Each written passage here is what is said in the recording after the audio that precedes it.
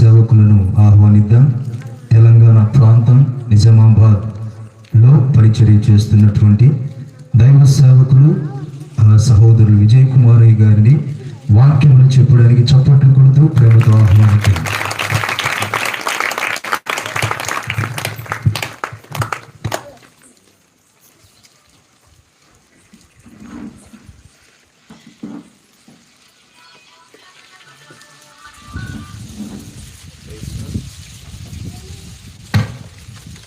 హల్లెలూయా. ప్రభు అయినటువంటి యేసుక్రీస్తు వారి శ్రేష్టమైనటువంటి పరిశుద్ధమైనటువంటి నామమున ఇలాంటి చక్కని ఆరాధన చేసి ప్రభువును స్తుతించి దేవుని సన్నిధిలో ఈ విధముగా మనము దేవుని బిడ్డలు అందరూ ఏ సంఘము కావచ్చు, రకరకాలైనటువంటి సంఘాలలో కూడా మనం ఉండవచ్చు. మనమంతా దేవుని పిల్లలమని దేవుని పరిశుద్ధమైనటువంటి మందిరంలో కలిసి ఈ విధంగా పాడుకుని స్తుతి ఆరాధన చేస్తూ ఆయన ప్రియమైన సన్నిధిలో సాగిపోతున్నటువంటి విధానం కొరకు దేవునికి నేను ఎంతగానో స్తుతిస్తూ ఉన్నాను. మంచి బ్రదర్ చక్కని ఆరాధన కూడా నడిపించినందుకు మీకు కూడా వందనాలు తెలియపరుస్తా ఉన్నాను. దైవజనులకు కూడా వందనాలు తెలియపరుస్తున్నాను. దావీదు ఒక మాట దేవుడితో చెప్తాడు. ఏమని అంటే, తనకు అవకాశము వచ్చినప్పుడల్లా తన నోట ఒక మాట పలుకుతాడు. సచ్చిన కుక్క కంటే నేను నీచుడును ప్రభువా అని చెప్పి దేవుడితో ప్రార్థన చేశాడు. మీ అంతటి గొప్ప ఉద్యోగ ప్రసంగికులు కాకపోవచ్చు, ఏదేమైనా దేవుడు నాలో ఉన్నటువంటి ఆశా తలంపులను మీ మధ్యకు తీసుకుని రావడానికి దేవుడు చూపినటువంటి కృప కొరకు దేవునికి వందనములు చెల్లిస్తూ ఉన్నాను. హల్లెలూయా. తోట గురించి మనము దేవుని యొక్క వర్తమానం హల్లెలూయా మొదటి భాగమును నిన్నటి దినాన చక్కగా మనము నేర్చుకున్నాం. నేను అనుకుంటున్నా చాలా మీరు ఒక్కరు కూడా లేచిపోకుండా ఓపికతో శ్రద్ధగా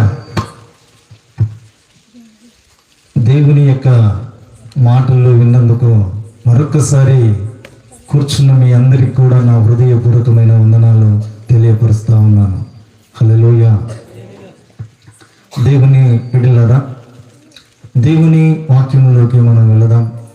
మరొకసారి ఆ యెహెజ్కేలు గ్రంథము 34వ అధ్యాయము 29వ వచనాన్ని బైబిల్ ఉన్న వాళ్ళందరూ మీరు తెరిచి అటు మాటను చదవవలసిందిగా ప్రభువు పేరట మీకు తెలియజేయడం జరుగుతూ ఉంది.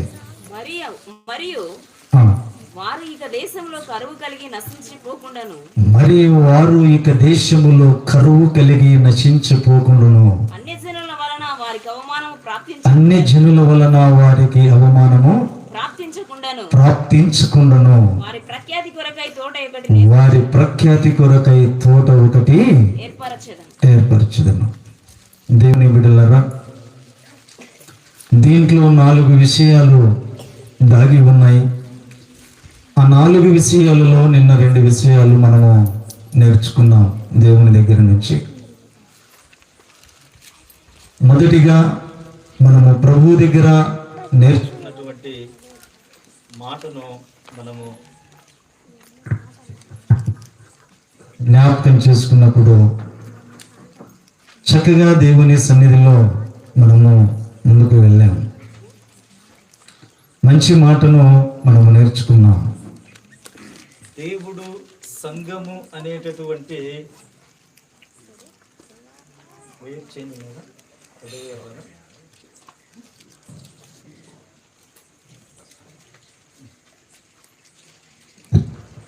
హల్లెలూయా. దేవుని బిడ్డలారా, మనం జ్ఞాపకం చేద్దాం, గుర్తు చేద్దాం. దేవుని ప్రియ సన్నిధిలో, దేవుని సన్నిధానమున మనము జ్ఞాపకం చేసుకుని ప్రభువు పాదాల చెంత చక్కని మాట నేర్చుకున్నాం. గుర్తుందా మీకు? ఏంటిదా మొదటి మాట? చెప్పాలి మీరు. కరువు సీమలో సిరులు ఒరికించేటటువంటి దేవుడు ఉన్నాడు. ఆ కరువులో ఎలాంటి పరిస్థితులలో ప్రజలను పోషించుకుంటూ వచ్చాడో మనం చూడగలిగాం. ఆ విధంగానే నిన్ను నన్ను కూడా దేవుడు పోషిస్తాడు అని చెప్పి నేర్చుకున్నాం. రెండవ మాట ఏంటి? నశించడం. ఆయన రక్తంలో కడగబడినటువంటి వారు అన్ని జనుల మధ్యన అవమానపరచబడకుండా, అన్ని జనుల మధ్యన ఏలన చేయబడకుండా దేవుడు వారిని కుటుంబాలలో ఎలాంటి మరణాలకు పాత్రులుగా చేయక వారిని సజీవ లెక్కలలో ఉంచి వారిని రక్షించేటటువంటి దేవుడు అని చెప్పి మనము రెండవ మాట కూడా నేర్చుకున్నాం. హల్లెలూయా. దానిలో అదే మూడవ మాట కూడా మనకు ఉంది. ఆ మాట ఏంటంటే, దేవుని బిడ్డలారా, అవమానం. మూడవది, అన్ని జనుల మధ్యన దేవుడు జ్ఞాపకం చేస్తున్నాడు. అవమానము అనేది, నింద అనేది అనేక సందర్భాలలో దేవుని యొక్క పరిచర్య చేస్తూ ఉన్నటువంటి సేవకులకు కావచ్చు, విశ్వనీయతలో శిశువులుగా బ్రతుకుతూ ఉండేటటువంటి ఆత్మీయమైనటువంటి సహోదరులకు కావచ్చు, దేవుని నమ్మినప్పుడు, దేవునిని అనుసరించి ఆశ్రయించినప్పుడు మన విశ్వనీయతలో, విశ్వాసములో ఎన్నో సందర్భాలలో మనము నిందించబడుతూనే ఉన్నాము. అయితే దేవుడు జ్ఞాపకం చేశాడు, కరువు రాకుండా ఉండాలి అంటే, నశించిపోకుండా ఉండాలి అంటే, నిందలలో కూడా నిలువబడి జయించుకుంటూ ఈ లోకములో మన ఆత్మీయ యాత్రను ముందుకు తీసుకుని వెళ్ళాలి అంటే దేవుడు గుర్తు చేశాడు. సంఘము అనేటటువంటి ఒక తోట ఉందంట. ఆ తోటలో ఎవరైతే నిలవబడతారో, ఆ తోటలో ఎవరైతే విత్తబడతారో, ఆ తోటలో అంటు పెట్టుకుని ఎవరైతే ఆత్మీయంగా ఎదుగుతూ ఉంటారో వారినంట దేవుడు ఆ కరువు సీమలో నుంచి, ఆ కరువు పరిస్థితుల నుంచి దేవుడు విడుదల కలిగించి శశశ్యామలముగా ఆయన మార్చి తన బిడ్డలను ఉన్నతమైనటువంటి స్థితిలోకి తీసుకుని వెళతాడు అని చెప్పి మనము దేవుని వాక్యములో మనము చదువుకున్నాం. దేవుని బిడ్డలారా, మనము ఆలోచన చేద్దాం. ఎన్నోసార్లు ఆత్మీయంగా మనము ఎదుగుదాము అనే ఆలోచన కలిగి ఉన్నప్పుడు సాతానుడు అనేక సార్లు మనపై ఎన్నో నిందలు వేసి దేవునికి ఇష్టమైనటువంటి ఆరాధనను చేయక లోబడేటటువంటి జీవితాన్ని మనము కలిగి ఉన్నామని ఆశ కలిగినప్పుడు ఆయన సన్నిధికి రానియకుండా ఎన్నో సందర్భాలలో సూటిపోటి మాటల చేత కూడా వాడు మనలను బాధ పెడుతూ, నిందిస్తూ, అవమానం చేస్తూ మనలను విశ్వాసములో వెనకడుగు వేయించుతూ ముందుకు వాడు సాగిపోయాడు. అలాంటి పరిస్థితులలో మనము దేవుని వైపు చూస్తూ కూడా శారీరకంగా బాధపడుతూ, అవమానపడుతూ, అవహేళన చేయబడుతూ, నిందించబడుతూ, కృంగిపోతూ, ఎవరికి చెప్పుకోలేనటువంటి నిస్సహాయమైనటువంటి స్థితిలో మన ఆత్మీయను అలాగే ముందుకు నెట్టుకుంటూ విశ్వాసములో సన్నగిల్లిపోతూ సాగిపోయేటటువంటి బ్రతుకులు మన బ్రతుకులు. అలాంటి బ్రతుకులలో దేవుడు జ్ఞాపకం చేస్తా ఉన్నాడు. దేవుని బిడ్డలారా, దేవుడు గుర్తు చేసేటటువంటి మాట దానియేలు గ్రంథాన్ని మనం ఒకసారి చదివినప్పుడు 6వ అధ్యాయాన్ని మనం గుర్తు చేస్తే 3-5 వచనాలు బైబిల్లో ఉన్నవారు చదివి ఆ మాటలను సహాయం చేయండి. దానియేలు గ్రంథం 6వ అధ్యాయము 3వ వచనం నుంచి మనం చదువుదాం. ఈ దానియేలు అతి శ్రేష్టమైన బుద్ధి గలవాడై ప్రధానులలోను అధిపతులలోను ప్రఖ్యాతి నొంది ఉండెను గనుక నియమింపవలనని రాజును ఉద్దేశించెను. అందుకు ప్రధానులు అధిపతులను రాజ్యపాలన విషయములో దానియేలు మీద ఏదైనా ఒక నింద మోపవలనని ఉండి తగిన హేతువు కనిపెట్టుచుండిరి. కానీ దానియేలు నమ్మకస్తుడై ఏ నేరమైనను తప్పైనను కాడు గనుక దానియేలులో తప్పైనను కనుగొనలేకపోయిరి. దేవునికి మహిమ కలుగును గాక. హల్లెలూయా. దానియేలు బబులోను దేశములో బ్రతుకుతూ ఉన్నాడు. దేవుని కోసము జీవించేటటువంటి రోషము కలిగిన బిడ్డ. ఆ బిడ్డ ఆత్మీయ యాత్రలో ముందుకు సాగిపోతూ ఉంటే తన అనుచరులు, తోటి సహోదరులు దానియేలు గురించి ఆలోచన చేశారు. ఒక ఉన్నతమైనటువంటి స్థాయిలో ఎదుగుతూ ఉండేటటువంటి దానియేలును చూసి ఓర్వలేక అతనిపై ఏదైనా ఒక తప్పు చేస్తాడేమో, ఏదైనా ఒక చిన్న బలహీనత కనబడతాదేమో, ఆ బలహీనతను బేస్ చేసుకుని అతడు ఒక నేరస్తుడు అని చెప్పి ప్రూఫ్ చేయాలని చెప్పి ఎన్నో ప్రయత్నాలు వారు చేశారు. దేవుని బిడ్డలారా, దేవుని బిడ్డలారా, మనం ఆలోచన చేద్దాం. అలాంటి సందర్భంలో వాక్యం చలవిస్తుంది. కోపము లేదంట, ఏ నేరము లేదంట, ఏ తప్పు కూడా చేయలేదంట. ఏదో ఒక లోపము దానిలో ఉన్నదని వాళ్ళు బయటికి తీయాలని ప్రయత్నం చేశారంట. దేవుని యొక్క వాక్యం చలవేస్తుంది. దానిలో ఒకే ఒక లోపం ఉంది. ఆ లోపం ఏంటంటే దేవునిని భక్తి చేసే విషయంలో మాత్రమే దానిలో లోపం ఉందని వాక్యం చలవిస్తుంది. హల్లెలూయా. ఎవరు చెప్పినా వినడు. అనుదిన తన ప్రార్థన, ఆత్మీయత, దేనికోసమైనా ప్రభువు కోసము తను ఉన్నంత వరకు తన ప్రయాసము ఎప్పుడు కూడా వ్యర్థము కాకూడదు అని చెప్పి దానియేలు ఆత్మీయ పోరాటంలో జయవీరునిగా దినాన నిలిచినట్లుగా మనం చూడగలుగుతా ఉన్నాం. అలాంటి సందర్భాలలో దానియేలుకు ఎన్నో నిందలు వచ్చాయి. నిందించబడుతూ ఉన్నప్పటికీ నిందలు తనపై మోపబడుతూ ఉన్నప్పుడు మోస్తూ ముందుకు వెళ్ళాడే కానీ ఏ రోజు కూడా దానియేలు వెనుక తిరగలేదు ఆ బబులోనులో.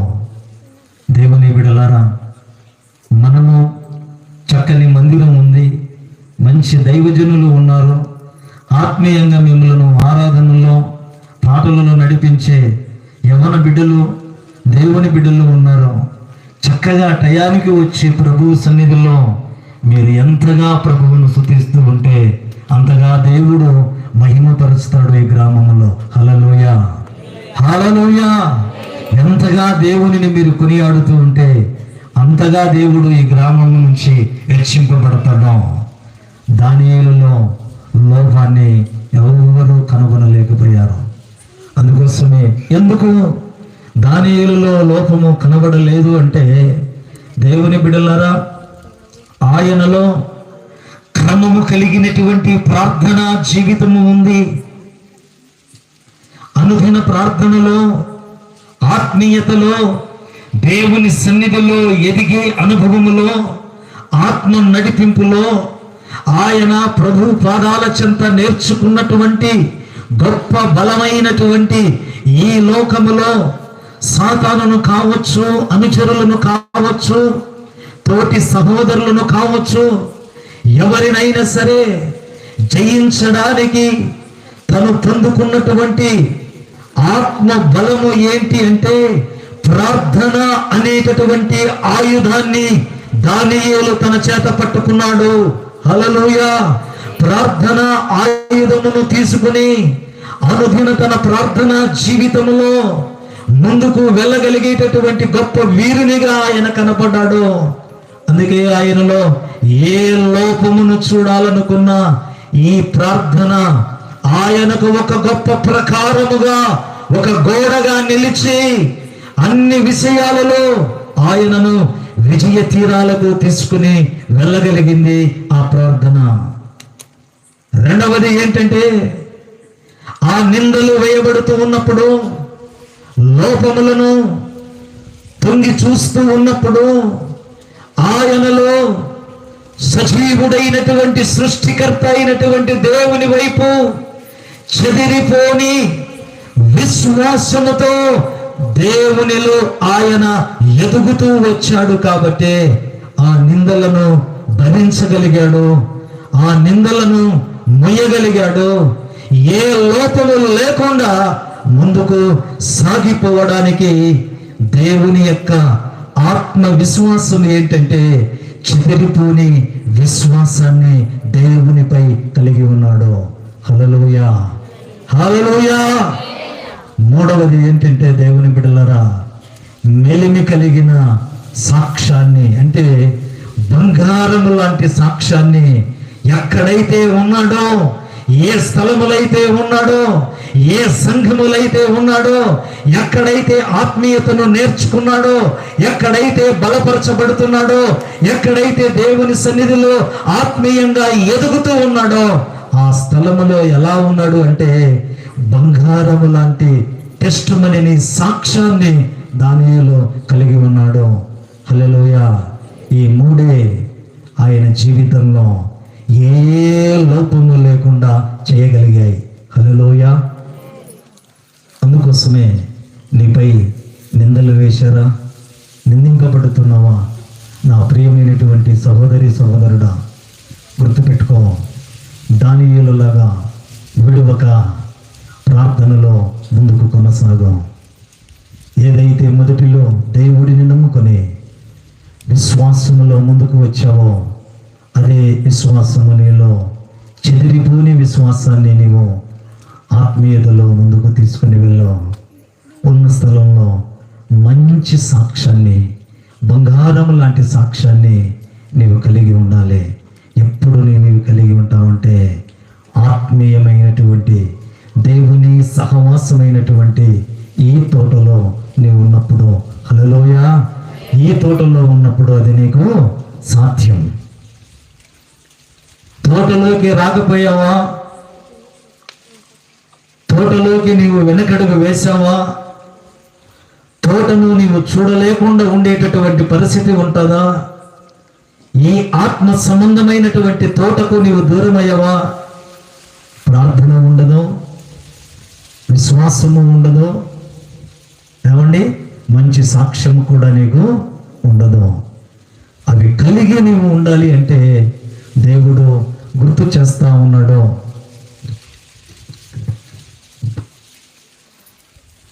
హల్లెలూయా.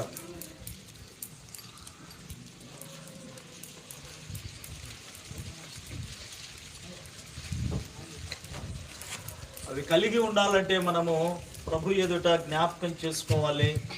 దేవుని ప్రియ సన్నిధిలో మనము ఎలా ఉండాలి అంటే దానియేలు లాగా ఉండాలి. హల్లెలూయా. ఎలా ఉండాలంట? దానియేలు లాగా. ఆయన ఎక్కడున్నాడో బబులోను దేశములో ఉన్నాడు. మనం ఎక్కడ ఉన్నాం? ఎక్కడ ఉన్నాం? మనము భారతావనిలో ఉన్నాం. హల్లెలూయా. భారతదేశంలో ఉన్నాం. ఈ భారతావనిలో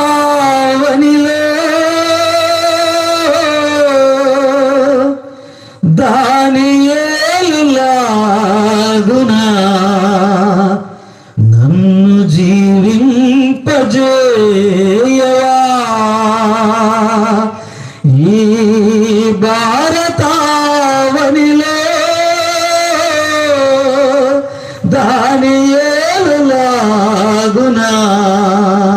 నన్ను జీవింపజేయవా యేసయ్యా దానియేలులాగునా నన్ను జీవింపజేయవా క్రమమైన ప్రార్థన చెదరని విశ్వాసం మేలిమి సాక్ష్యము ఈ మూడు ఆయన కలిగి ఉన్నాడు. ఈరోజు మనం కూడా ఆత్మ సంబంధమైనటువంటి సహవాసము అనేటటువంటి ఈ తోటలో అన్య జనుల మధ్యన మనము కరువులో కనబడకుండా, కుటుంబాలలో హఠాత్తు మరణాలు సంభవించకుండా, నిందలలో వచ్చినను ఆ నిందలు అవమానాలు రాకుండా ప్రఖ్యాతి కలిగినటువంటి బిడ్డలుగా ఈ లోకములో ఉండాలి అంటే సంఘము అనేటటువంటి తోటలో మనము ఉండాలి. అలా ఉన్నప్పుడు ఆ తోట ఇవన్నీ మన జీవితాలలో చేస్తాదంట. హల్లెలూయా. లూకా రాసిన సువార్త 20వ అధ్యాయము 20 వచనాన్ని కూడా మనం చదువుదాం. దేవుని బిడ్డలారా, బైబిల్ తెరిచి ఉంచుదాం. చక్కగా దేవుని మాటను మనం జ్ఞాపకం చేద్దాం. 20వ అధ్యాయము 20వ వచనాన్ని మనం చదువుదాం. వారు ఆయనను కనిపెట్టొచ్చు అధిపతి వశమునకును అధికారమునకును ఆయనను అప్పగించుటకై ఆయన మాటల యందు తప్పు పడవలనని తాము నీతిమంతులనని అనిపించుకుని వేగుల వారిని ఆయన యుద్ధకు పంపిరి. వారు వచ్చి, బోధకుడా, నీవు న్యాయముగా బోధించుచున్నావు.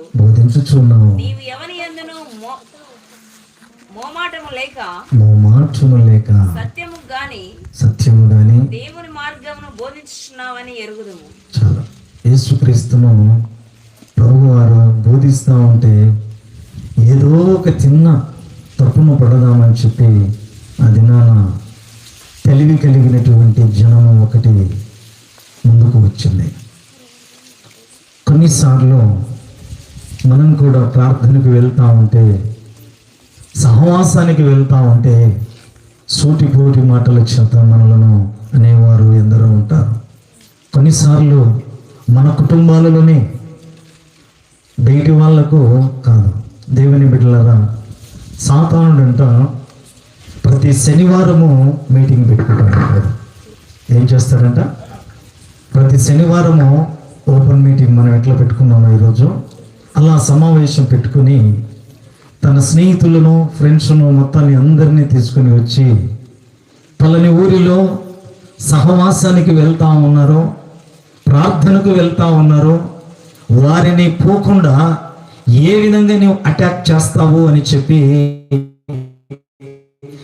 పలాని వ్యక్తి దేవుని సన్నిధిలో ఉండి సేవకులు వచ్చేలోగల ప్రార్థన చేసి పాటలు పాడి ఆరాధన నడిపిస్తుంటే వాళ్ళను ఆరాధన చేయకుండా, పాటలు నడిపింపు కలగకుండా వచ్చేటటువంటి ఆ దేవుని సన్నిధిని దూరం చేయడానికి వాడు ఏం చేస్తాడంటే మీటింగ్ పెట్టుకొని పలాని వ్యక్తి దగ్గరికి నువ్వు వెళ్ళాలి అని చెప్పినప్పుడు వాళ్ళు చెప్తారంట, బాస్ నేను వెళ్తా అని. ఏమని చెప్తారంట? బాస్ నేను వెళ్తా అని చెప్పి. సరే అని చెప్పి మనమేమో తెల్లారిలో గల ఆదివారం అని చెప్పి దేవుని సన్నిధికి రావాలని చెప్పి ప్రయత్నం చేస్తూ ఉంటే వాడు మొట్టమొదటిగా ఒక బాణం వేస్తాడంట. ఇంట్లో ఉన్న వాళ్ళకే గొడవ పెట్టేస్తాడంట. వాడు తల్లి అయితే తల్లి, కొడుకు అయితే కొడుకు, భర్త అయితే భర్త, భార్య అయితే భార్య. గొడవ పెట్టేసిన తర్వాత నువ్వు నేను రాను ప్రార్థనకు, ఇవ్వబో నాకు అవసరం లేదు అని చెప్పి పొయ్యితోళ్ళు పోతారు, ఉన్నోళ్ళు ఇంటి దగ్గర ఉంటారంట. దేవుని బిడ్డలారా, ఒకవేళ ఆ ఇంటిలో గొడవలను జయించుకొని దేవుని పరిశుద్ధమైనటువంటి మందిరం అనేటటువంటి ఈ తోటలోకి వస్తే వాడు అంటాడంట, వెంటనే ఏం చేస్తామంటే నిద్రను రప్పించేసి ఏం చెప్తాడంట, వాక్యాన్ని వినకుండా, పాటలు పాడకుండా, ఆ ప్రభువును ఆరాధించకుండా కూరుకుపాట్లు పడేటట్టు రెండవ స్టెప్ ఏం చేస్తాడంట వాడు, నిద్ర వచ్చే విధంగా చేస్తాడంట వాడు. అప్పుడు చాలామంది చూడండి, వాళ్ళ ఇంటి దగ్గర నిద్ర ఊరో ఏమో తెలియదు, చాలా స్థలాలకు నేను వెళ్తా ఉంటాను. దేవుని బిడ్డలారా, ప్రార్థనకు వచ్చి ప్రార్థనలో నిద్రపోతూ ఉంటారు. దేవుని సన్నిధిలో నిద్రపోతూ ఉంటారు. ఒకవేళ ఆ నిద్రను కూడా జయించి ప్రభువు తోటలో కూర్చుంటే హఠాత్తుగా వస్తారు ఫోను, ఏదో ఒకటి అర్జెంట్ కాల్ వచ్చేస్తుంది, బయటికి రావాలను వినకుండా. దేవుని సేవకులు బోధించేటటువంటి ఆ మాటలు, ఆత్మీయతలు నువ్వు ఎక్కడ బాగుపడతావు అని చెప్పి వాడు ఏం చేస్తాడంటే, ఏదో ఒక ఫోన్ వస్తుంది, ఫోన్ వచ్చేలోగల వెంటనే ఫోన్ తీసుకుంటావు. అప్పుడు ఏమవుతుందంటే, పరిశుద్ధాత్మ దేవుడేమో నిన్ను లోపలికి లాగుతూ ఉంటాడు, ఆ సాతానేమో బయటికి గుంజుతూ ఉంటాడు. ఏమండి, పరిశుద్ధాత్మ దేవుడేమో దేవుని సన్నిధిలో కూర్చుని, నీవు ఈరోజు వింటే బాగుపడతావు, నీ కుటుంబము సరి చేయబడుతుంది, ఆత్మీయంలో ఎదుగుతావు, ఆత్మ సంబంధమైనటువంటి వరాలతో లేకపోతే ఫలములతో ప్రభువు నిన్ను నింపుతాడు, ఆత్మీయంగా నీవు అభివృద్ధి చెందేటటువంటి ఆ సమయంలో వాడు ఏం చేస్తాడంటే నిన్ను రాకుండా ఆటంకం చేస్తాడంట. దేవుని బిడ్డలారా, పాస్టర్ గారు కూడా ఇలాగే దేవుని సన్నిధికి వెళ్ళి ప్రార్థన చేస్తూ ఉన్నాడు. ఒక శిశువుని పెట్టుకున్నాడు, ఆ శిశువుని తీసుకుని అసిస్టెంట్ పాస్టర్ గారిని పెట్టుకొని ఇలాగే వచ్చి వాక్యం చెప్తా ఉన్నాడంట. యేసు త్వరగా వస్తున్నాడు, 15 నిమిషాలు అయిందంట, అదే మాట చెప్తున్నాడంట ఆయన. అందరూ ఏం చేశారో తెలుసా, చక్కగా నిద్రపోయారంట. ఒక ఆమె మాత్రం అలాగే తన 2 కళ్ళను అప్పచెప్పి చూస్తా ఉందంట.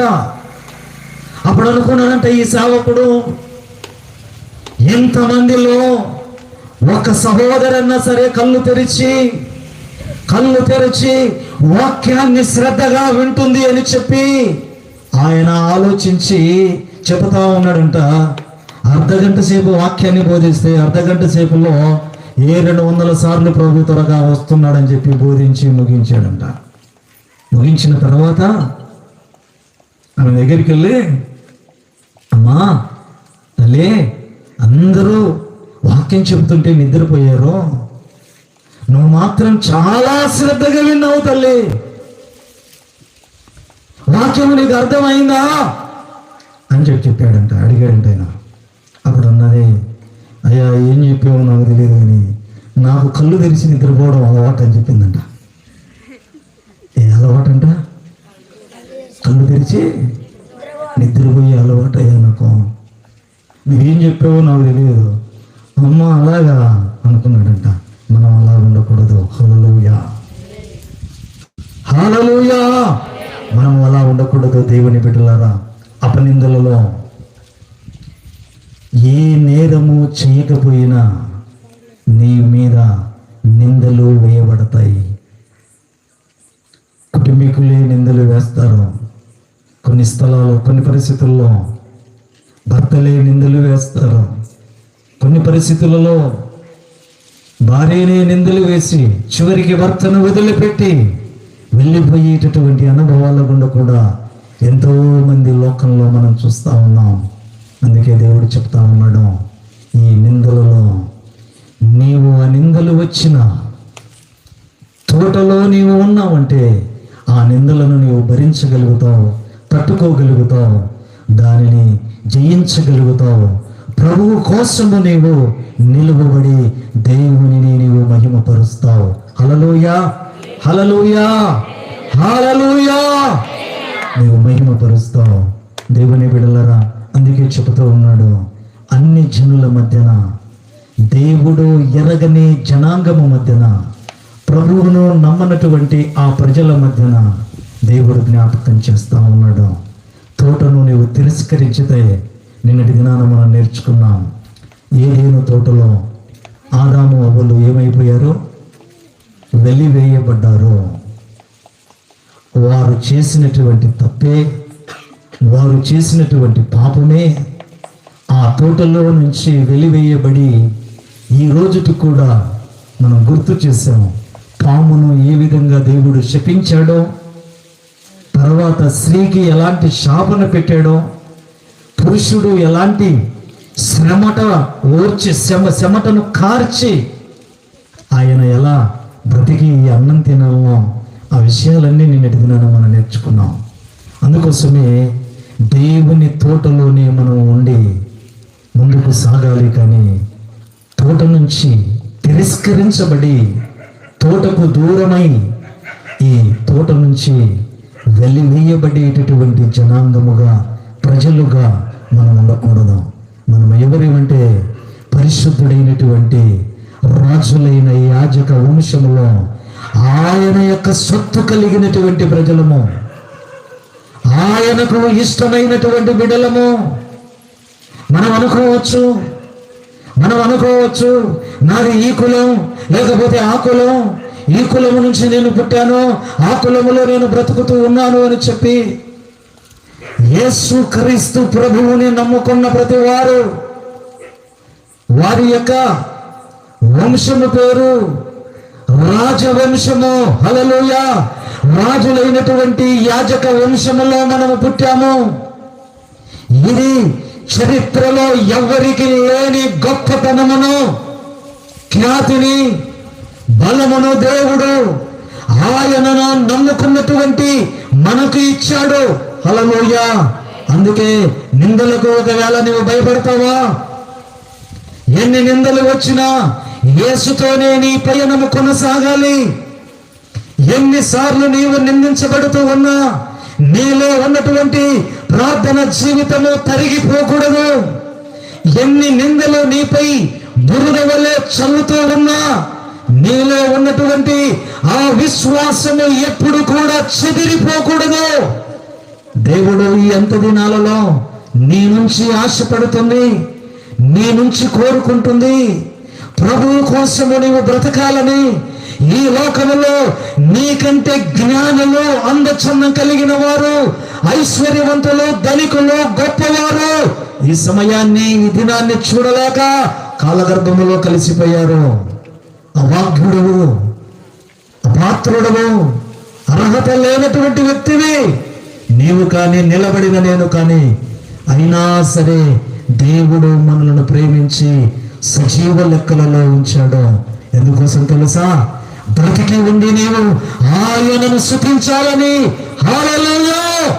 బ్రతికి ఉండి నీవు ఆయనను స్తుతించాలని. ఆయనను స్తుతిస్తూ, నీవు స్తుతిస్తూ ఆయన సన్నిధిలో ముందుకు సాగుతూ ఉంటే దేవుడు సంతోషించి నిన్ను దీవించాలని ఆయన రక్షించుకున్నాడు నిన్ను. నీకంటే డబ్బున్న వాళ్ళు ఊర్లో లేరా? నీకంటే అన్నము కలిగిన వారు ఊర్లో లేరా? నీకంటే విలువ కలిగిన వారు ఊర్లో లేరా? నీకంటే ఎక్కువగా చదివిన వారు, విద్యావేత్తలు లేరా? నీకంటే ఎక్కువగా సంపద కలిగి డబ్బు కలిగినటువంటి వారు లేరా? వారికి లేని భాగ్యాన్ని దేవుడు, ఆ రక్షణ భాగ్యాన్ని, స్వాస్థ్యాన్ని నీకు ఇచ్చాడు. ఎందుకోసం తెలుసా? వాళ్ళందరికంటే నువ్వు చాలా మంచివాడు అని. హల్లెలూయా! నువ్వు చాలా మంచిదనవని, నీ కుటుంబము చాలా మంచి కుటుంబం అని దేవుడు అట్టి అవకాశాన్ని నీకు కలిగించాడు. నిందలకు భయపడకు తల్లి. నిందలలో ప్రభువుతో నీవు సాగుతూ ఉండవు. తోటలో నీవు ఉంటే ఏం జరుగుతుందో కూడా మనం జ్ఞాపకం చేద్దాం. హల్లెలూయా! 2వ కొరింథీయులకు రాసిన పత్రిక 12వ అధ్యాయము 10వ వచనంలో కూడా ఒక మంచి మాట అక్కడ రాయబడి ఉంది. బలమైనటువంటి ఒక మాట అక్కడ దేవుడు గుర్తు చేస్తా ఉన్నాడు. బైబిల్ ఉన్న వాళ్ళు చదవండి. 2వ కొరింథీయులకు రాసిన పత్రిక 12వ అధ్యాయము 10వ వచనం చదువుదాం. నేను ఎప్పుడు బలహీనుడను, నేను ఎప్పుడైతే ఈ లోకములో అందరూ నన్ను చూస్తూ బలహీనుడు అని అంటూ ఉన్నారో అప్పుడే నేను బలవంతుడను అని చెబుతున్నాడు భక్తుడు. చదవమ్మా.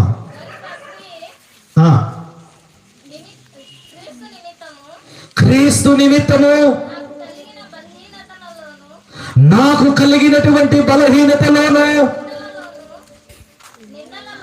నిందలలోను, ఇబ్బందులలోను, ఉపద్రవములలోను నిజంగా చప్పట్లు కొట్టే దేవుని మహిమపరుదాం. హల్లెలూయా. ఇది కావాలి మనకు. ఈ ఉజ్జీవము మనలో రగలాలి. ఆయన చెబుతూ ఉన్నాడు, ఆయన గుర్తు చేస్తూ ఉన్నాడు, నిందింపబడినప్పుడు ఏడవక, నిందింపబడినప్పుడు బాధపడక, నిందలు నీపై వేస్తున్నప్పుడు కృంగిపోక నువ్వేం చేయాలంట? చెప్పండి, ఏం చేయాలంట? అన్నీ రాయబడ్డాయి అక్కడ. నేను చెప్పాల్సిన అవసరం లేదనుకుంటా మీకు. దేవుని బిడ్డలారా, నిందలు వస్తున్నాయా? రాని. అవమానాలు కలుగుతున్నాయా? కలగని. ఉపద్రవములు వెంటాడుతున్నాయా? రాని. నీపై అనరాని మాటలు, పలకకూడని మాటలు, నీ గురించి చెడుగా మాట్లాడుతున్నారా? మాట్లాడని. అవి మాట్లాడుతూ ఉన్నప్పుడు నువ్వేం చేయాలంట? చెప్పండి, ఏం కావాలంట నీకు? ఏం కావాలని దేవుడు కోరుకుంటున్నాడు?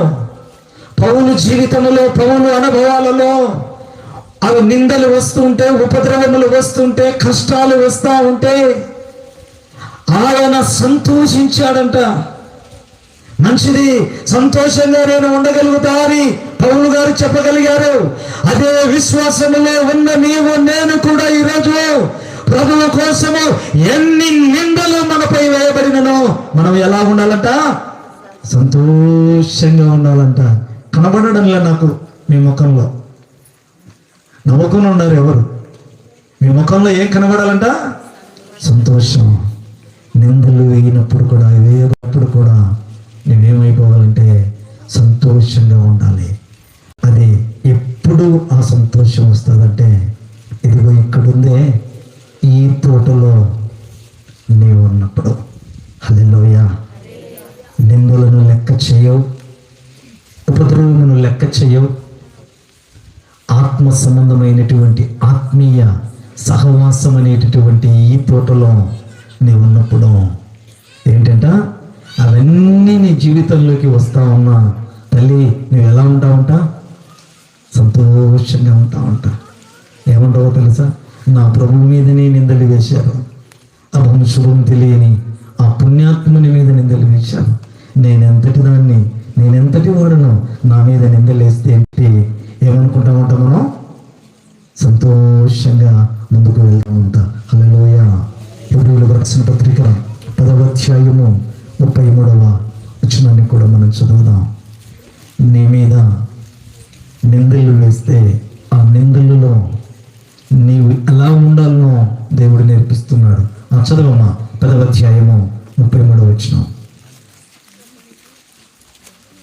ఒక విధముగా చూస్తే మీరు నిందలను బాధలను అనుభవించుట చేత ఏంటంట? ఏమనుభవించాలంట?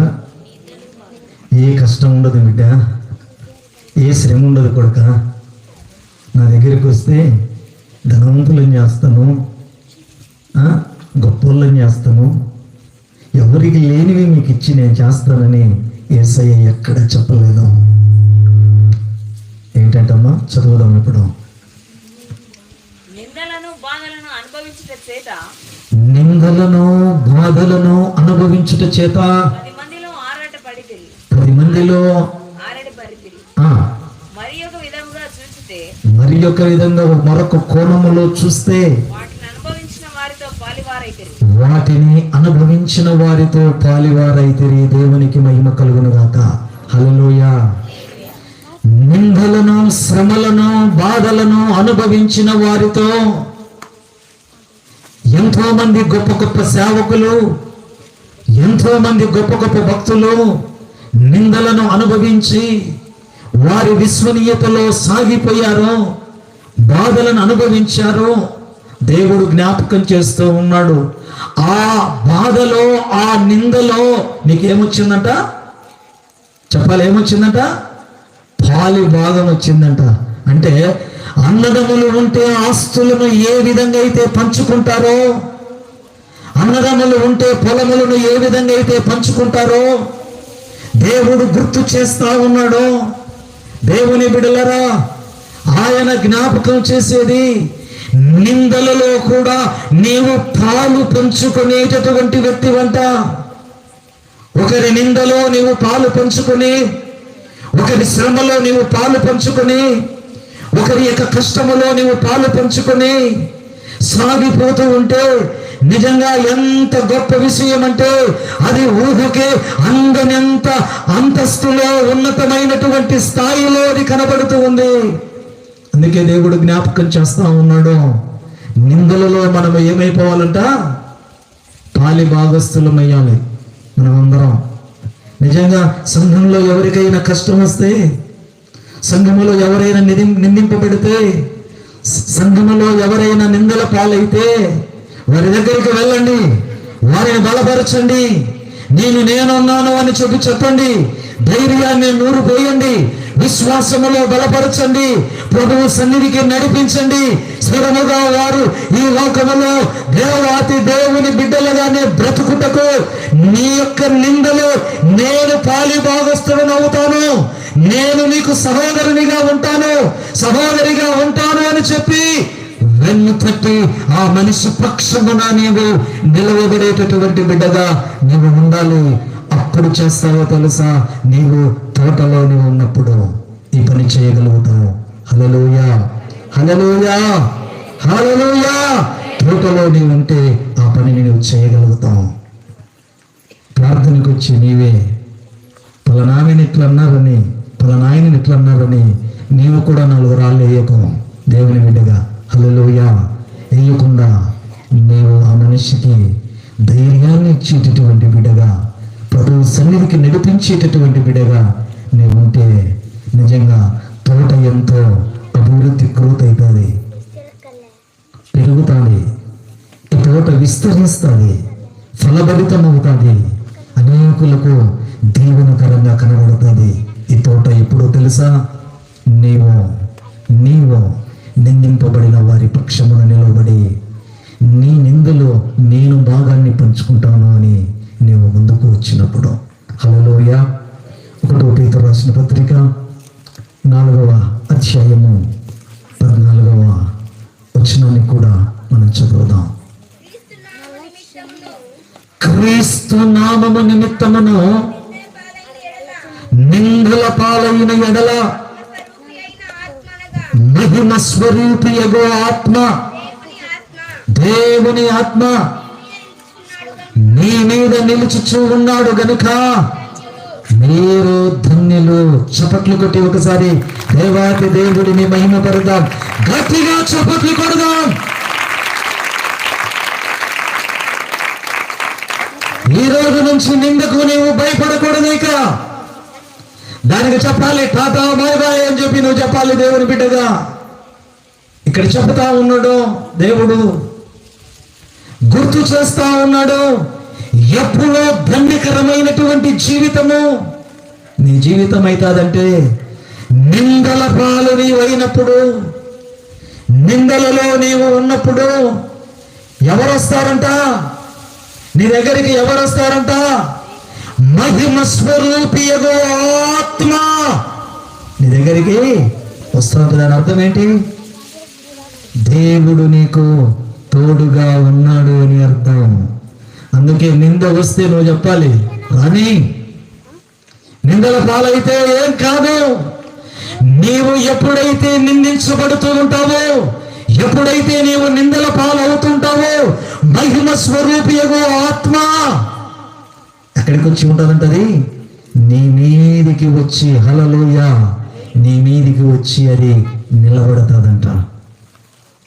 నిజంగా ఎంత గొప్ప పని అండి దేవుని బిడ్డలారా. నిజంగా దేవుని ఆత్మ రావాలి అంటే చప్పట్లు కొట్టి డమ్ము స్పిరిట్తో కాదు. దేవుని ఆత్మ మన మీద నిలబడాలి అంటే, దేవుని ఆత్మ మనతోనే ఉండాలి అంటే, ఆ పరిశుద్ధాత్మని యొక్క అనుభవము మనం పొందాలంటే, ఆత్మ నడిపింపులో మనము ఎదుగుతూ దేవుని కోసము పౌరుషము కలిగి బ్రతకాలి అంటే నీవు నిందించబడాలి.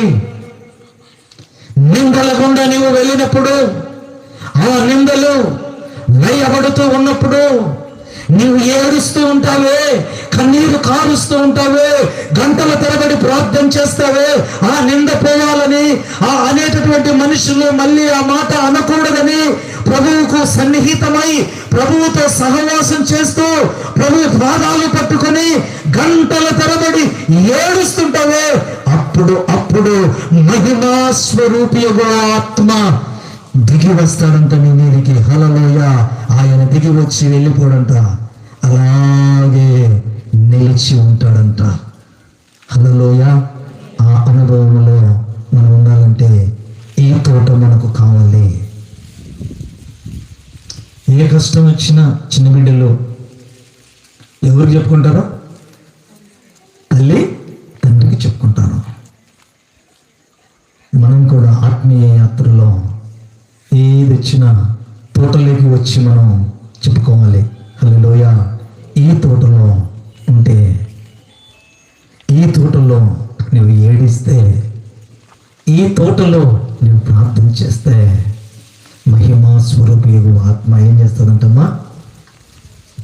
ఏం చేస్తుందంట? నీ మీదకి వస్తుందంట. హల్లెలూయా. యెషయా గ్రంథం 61వ అధ్యాయము 7వ వచనం కూడా చదువుదాం.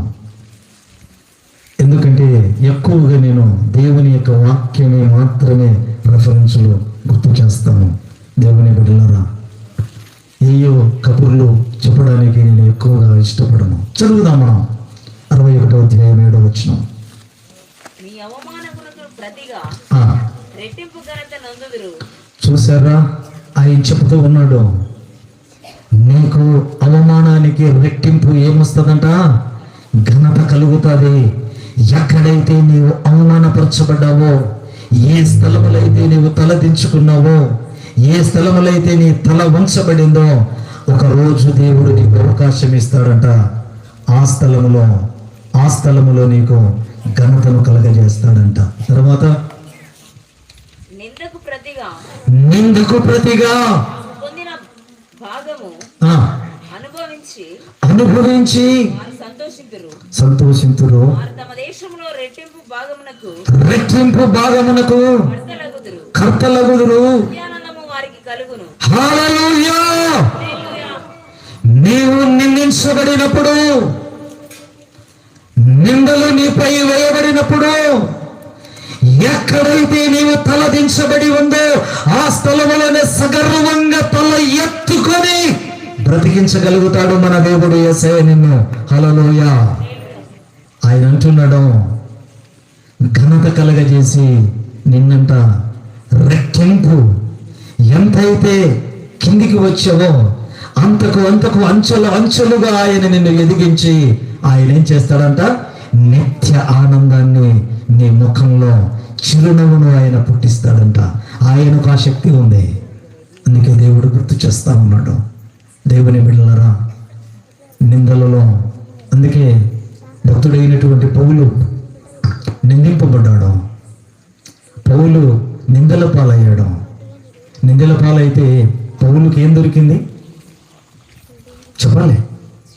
ఈ లోకంలో పౌలు భక్తుడు నిందించబడ్డాడు, నిందలు గుండా వెళ్ళాడు, నిందలతోనే సగం తన సేవా జీవితములో సాగిపోతూ పోయాడు. ఆయనకేమొచ్చిందంటే నిందల పాలై దేవుని తోటలోనే బ్రతికాడు. కాబట్టి దేవుడు ఆయనకు సింహాసనాన్ని ఇచ్చాడు. హల్లెలూయా. నీకు కూడా సింహాసనాన్ని దేవుడిస్తాడు. దానియేలు నిందించబడ్డాడు, నిందలలో తప్పులలో దొరపుచ్చుకోవాలని ఆశపడ్డారు. కానీ దానియేలు లోపము లేనివానిగానే బ్రతికాడు. ఈరోజు దేవుడు గుర్తు చేసేది, అమ్మా, ఒకవేళ నీ భర్త దేవుని సన్నిధికి రాలేకపోవచ్చు, ఒకవేళ నీ భార్య దేవుని సన్నిధికి రాలేకపోవచ్చు, నీ పిల్లలు కుమార్తెలు కానీ కుమారులు కానీ సహవాసానికి వెళ్దాం, ప్రార్థనకి వెళ్దాం, దేవుని సన్నిధికి వెళ్దామంటే నీ మాట వినకుండా పోవచ్చు అని ఒకవేళ బాధపడుతున్నావేమో. దేవుడు గుర్తు చేస్తా ఉన్నాడు, నీవు నీ ఇంటిలోనే నిందించబడి, నీ తోటి వారితోనే, ఇరుగు పొరుగు వారితోనే నిందించబడిన నీ జీవితంలో దేవుడు నిత్యమైన ఆనందాన్ని, ఎప్పటికీ ఉండేటటువంటి సంతోషాన్ని నీ కుటుంబంలో దేవుడు ఇస్తాడు అంట. దానిని తీసుకోవలసినటువంటి బాధ్యత నీది. నీవు సంతోషంగా ఉన్నావు అంటే, నీవు సంబరములలో నీ జీవితాన్ని తీసుకుని వెళుతూ ఉన్నావంటే, ప్రభువు తెలియని అన్నిలో, దేవుడిని ఆరాధించని ప్రజలు, దేవుని సన్నిధిని విభజించని ప్రజలు నిన్ను వచ్చి అడగాలి, అమ్మా ఎందుకు నీవు నీ కుటుంబీకులు ఇంత సంతోషంగా ఉంటున్నారు తల్లి? దానికి ఉన్న సీక్రెట్ ఏంటి? రహస్యం ఏంటి? ఎందుకు అంత సంతోషంగా మీరు ఉండగలుగుతూ ఉన్నారు? ఆ కారణం చెప్పు అని చెబితే అప్పుడు చెప్పగలుగుతావు. దీనికంతటికి కారకుడు, భూమిని ఆకాశాన్ని సృష్టించినటువంటి నజరేయుడైనటువంటి యేసయ్య, ఆయనే కారణమని చెప్పి నీవు సగర్వంగా తలదించుకున్న స్థలంలో తల ఎత్తి నీవు చెప్పగలుగుతావు. హల్లెలూయా. దానియేలు గ్రంథం చదువుదాం, 12వ అధ్యాయాన్ని జ్ఞాపకం చేద్దాం. నిందలలో దేవుడు ఏమిస్తాడో అక్కడ ఒక మాట రాయబడింది, 2వ వచనం మనం చదువుదాం. మరియు మేలుకొనేదరు, చాలు. ఏంటంటండి? ఏంటంట? నిందల పాలైతే ఏముంటుందంట అక్కడ? చెప్పాలి మీరు, మిమ్మల్ని అడుగుతూ ఉన్నాను. నిందల పాలైతే ఏముంటుందంట? రాయబడింది చక్కగా ఇక్కడ, అమ్మా రాయబడింది. నిందల పాలైతే ఏం దొరుకుతుందంట మనకు? నిత్య జీవము.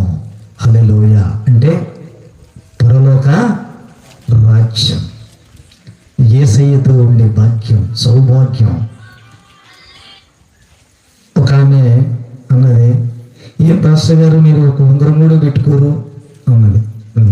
ఒక స్థలానికి ఇలాగే వెళ్తే నేను చెప్పాను, అమ్మా యేసుక్రీస్తు ప్రభు వారు నిత్య జీవం ఇస్తాడు, నేనేమో బంగారాన్ని ఒంటి మీద ధరించావు తల్లి, నేను పరలోకం వెళ్ళినప్పుడు నా కాళ్ళతోనే తొక్కుతూ ఉంటా బంగారాన్ని అని చెప్పాను. హల్లెలూయా, హల్లెలూయా. ఎక్కడుంటుందంట బంగారం? మన పాదాల కింద ఉంటుంది. గుర్తుపెట్టుకొని, పరలోకంలో మొత్తం బంగారమే ఆ పరలోక రాజ్యం.